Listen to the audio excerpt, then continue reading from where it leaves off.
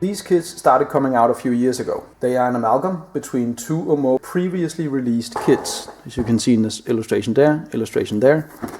This is the old version, the original version of one of those kits. Now they are simply mashed together in one box.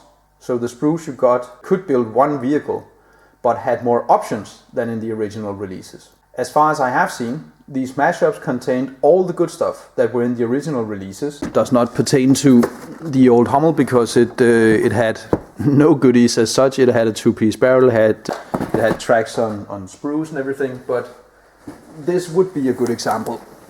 The Flak 2-in-1. Now this re-release 2-in-1 has a long metal barrel, the appropriate photo etch parts, different kinds of shields, a carrier for the artillery, and this original release had all that. 6287, the old one, had several different kinds of metal barrels.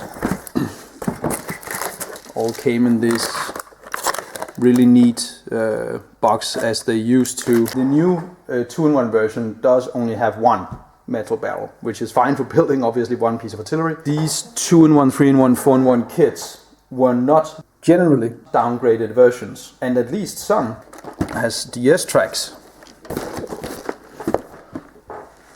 Their prices are a bit steep compared to most of the original issues of the same kits, which are still floating around eBay and whatnot. Depending on what you want to build, you may be just as well off with the original